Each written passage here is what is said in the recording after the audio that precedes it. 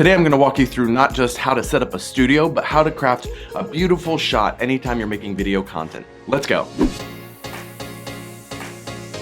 Hey there, my name is Daniel and welcome to another video on Uscreen Health Fitness, where we help you make money with your fitness content online. If this is your first time here and you want to learn how to make more money doing what you love with health and fitness, go ahead and start now by subscribing and clicking the bell so you don't miss anything. If you've been following along recently, then you know I've spent a bit of time talking about potential equipment setups depending on your desired budget.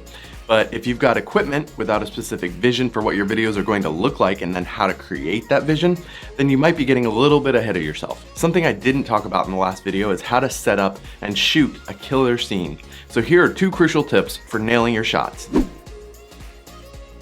Let's start with the camera angle. You want to make sure that the camera is about level with your face, or maybe slightly down so that it's looking up towards you just a little bit. Having the viewer looking up at you can create a sense of strength and authority. If you're shooting a workout video, you'll likely want to have your entire body in the shot with enough room to move around. So make sure that you test those parameters out before recording so you know how much room that you have to move. If you're shooting more talking head conversational videos like this one, then you're going to want a tighter angle, usually from about the middle of the chest up, or even tighter. And be sure to leave a little bit of headroom so that your hair isn't cut off and your forehead isn't halfway cut off and you're not so far from the top edge that it just kind of starts to look weird. One of the most important things, at least in my opinion, is to create some depth to the image. What I mean by that is that you want to create some distance between yourself and the background, whatever that may be.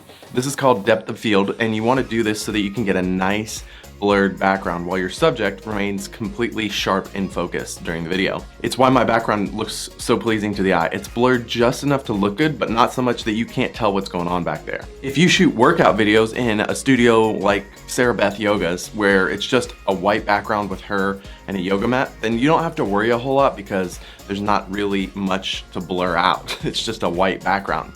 But if you're shooting in a gym or somewhere else, just make sure that you give yourself enough distance between the background and your place on camera. It doesn't have to be a whole lot, just a couple of feet will do the trick. If this video has been valuable to you so far, go ahead and hit that like button and give us a thumbs up so YouTube knows that I'm doing a good job. This might be the most important part of this video. Seriously, bad lighting can ruin everything.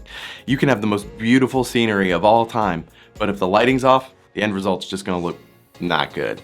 In fact, let me show you exactly what this studio would look like with a few different lighting setups.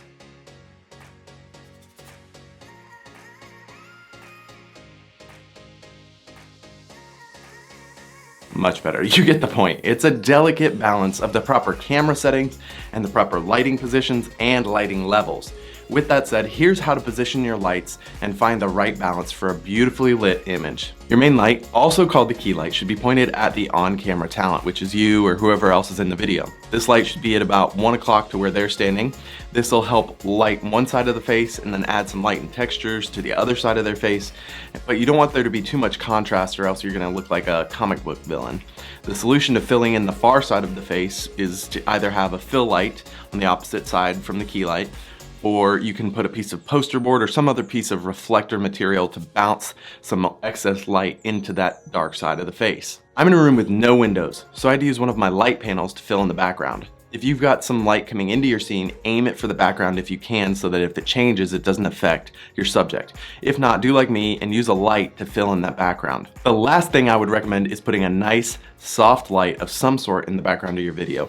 Whether it's a lamp, candles, even a $1 string of lights from Walmart like I have back there, it'll add some depth and texture to the image and break up any monotony your background might have. It'll significantly increase the quality of your image. It should be nicely blurred out and it'll add some great ambiance to your video. All great YouTubers have background lights when they shoot videos in their studios. Here's some examples.